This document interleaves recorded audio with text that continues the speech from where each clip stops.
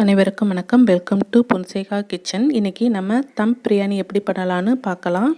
நாட்டுக்கோழியை பயன்படுத்தி தம் பிரியாணி எப்படி பண்ணலான்னு பார்த்துறோம். ஃபஸ்ட்டு தேவையான பொருட்கள் என்னென்னு பார்த்துடலாம். தக்காளி 5, மீடியம் சைஸ் தக்காளியாக இருக்கணும், நல்லா பழுத்த பழமாக இருக்கணும். பட்டை 2, பிரிஞ்சி இலை 3, கிராம்பு 4, ஏலக்காய் 4, பச்சை மிளகாய் 10, பெரிய வெங்காயம் 10.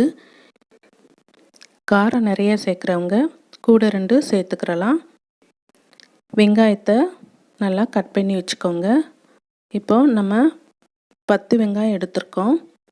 2 வெங்காயத்துக்கு 1 தக்காளி வீதம் எடுத்துருக்கலாம். ஃபஸ்ட்டு இதெல்லாம் நறுக்கிறதுக்கு முன்னாடி நம்ம சிக்கனை வேக வச்சு எடுத்துக்கிறணும். புதினா கொத்தமல்லி தேவையான அளவு. வேக வைக்கையில் மஞ்சள், உப்பு, இஞ்சி பூண்டு பேஸ்ட்டு இதெல்லாம் மிக்ஸ் பண்ணி 5 விசில் வச்சு எடுத்துருங்க.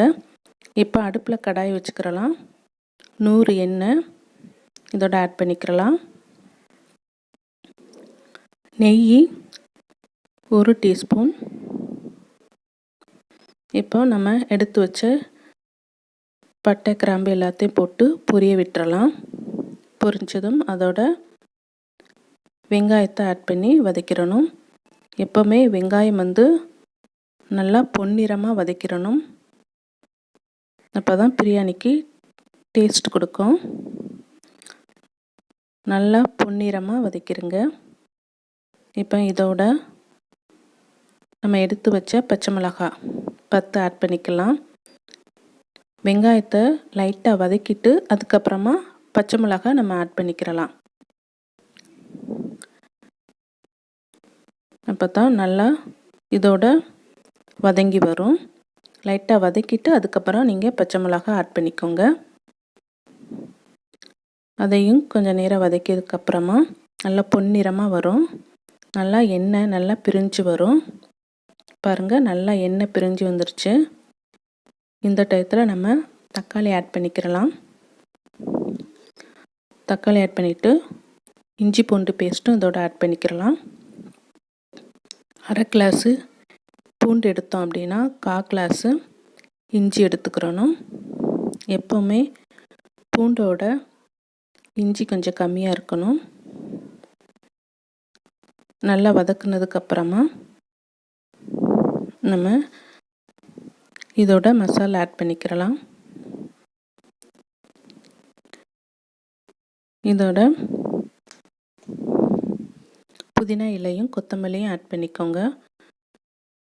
நம்ம வதக்க இலையவும் புதினா கொத்தமல்லி ஆட் பண்ணி வதக்கணும்னா நல்லா அதோடைய டேஸ்ட்டு ரொம்ப தூக்கலாக இருக்கும்.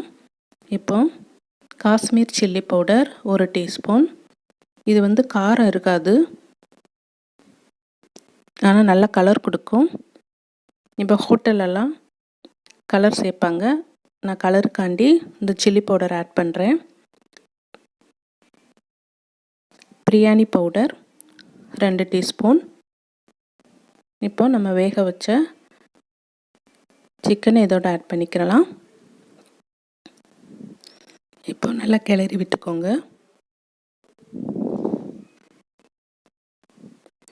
லைட்டாக கிளறி விட்டுருங்க. நல்லா மசாலாலாம் இதோட நல்லா கோட் ஆகணும். அந்த அளவுக்கு நல்லா கிளறிடலாம். இப்போ நான் பாசுமதி அரிசி எடுத்திருக்கேன். இப்போ 1 கிலோ கறிக்கு நான் ஒரு 5 கிளாஸ் எடுத்திருக்கேன். 5 கிளாஸ்க்கு 1/2 கப்பு தண்ணி. இந்த கிளாஸ்க்கு 1/2 கப்பு தண்ணி எடுத்துக்கிறணும். இதே கப்பில் நான் 5 கிளாஸ் அரிசி எடுத்திருக்கேன். அரிசியை நல்லா கழுவி ஒரு 1/2 அன் ஹவர் நல்லா ஊற வச்சுருங்க. நல்லா தண்ணியை வடிச்சிடணும். தண்ணி துப்புராக இருக்கக்கூடாது. தண்ணி இதோடு இருந்தால் சாதம் நல்லா குழஞ்சிரும். அதனால் தண்ணி இருக்கக்கூடாது, நல்லா வடிச்சிடணும்.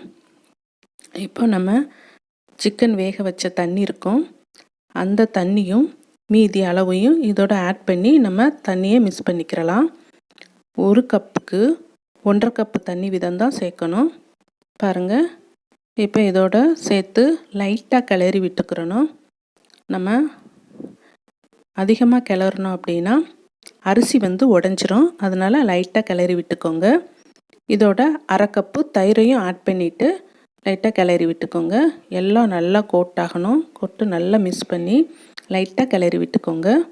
கிளறி விட்டுட்டு நம்ம மூடி போட்டு வேக விட்டுறலாம். எப்படியும் ஒரு 50 மினிட்ஸ் ஆகும். தண்ணியெல்லாம் நல்லா வற்றிரும். நல்லா வேகட்டும். வெந்ததுக்கப்புறம் நம்ம ஒரு 15 நிமிட்ஸ் கழித்து பார்த்தோம் அப்படின்னா தண்ணியெல்லாம் ஓரளவுக்கு நல்லா வற்றிருக்கும். இப்போ நம்ம மூடுவதற்கு முன்னாடி அதுக்கு மேலே புதினா கொத்தமல்லி இலையை தூவி மூடி வச்சிடலாம். 15 நிமிஷம் கழித்து நம்ம பார்த்தோம்னா தண்ணி நல்லா வற்றிருக்கும். அந்த ஸ்டேஜில் நம்ம தம் போட்டுடலாம். பாருங்கள், இந்த அளவுக்கு நல்லா வற்றிருக்கும். லைட்டாக பபிள்ஸாக தண்ணி இருக்கும். அந்த ஸ்டேஜில் மூடி வச்சு நம்ம தம் போட்டுடலாம். இந்த மாதிரி வேஸ்ட்டு தவா இருந்தால் நம்ம யூஸ் பண்ணிக்கிறலாம். தவா வச்சு மேலே பிரியாணியை நம்ம வச்சுட்டு அதுக்கு மூடி வச்சுட்டு அதுக்கு மேலே நம்ம ஒரு பாத்திரத்தில் தண்ணி வச்சு அதுக்கு மேலே வச்சிடலாம். வச்சுட்டு ஒரு 15 நிமிட்ஸ் கழித்து பார்த்தோம் அப்படின்னா ஓரளவுக்கு நல்லா வெந்திருக்கும். இப்போ நல்லா கிளறி விட்டுருங்க. 15 நிமிட்ஸ் கழித்து பார்த்தோம் அப்படின்னா இந்த மாதிரி நல்லா வெந்திருக்கும். லைட்டாக அப்படியேவும் கிளறி விடுங்க. கிளறி விட்டுட்டு மறுபடியும் அந்த சூட்டிலையே மூடி வச்சுருங்க. மூடி வச்சுட்டு நம்ம தம் போடையில் அடுப்பை கம்ப்ளீட்டாக சிம்மில் மாற்றிடணும். இல்லாட்டா பற்றிரும். நல்லா சிம்மில் மாற்றிருங்க தம் போடையில்.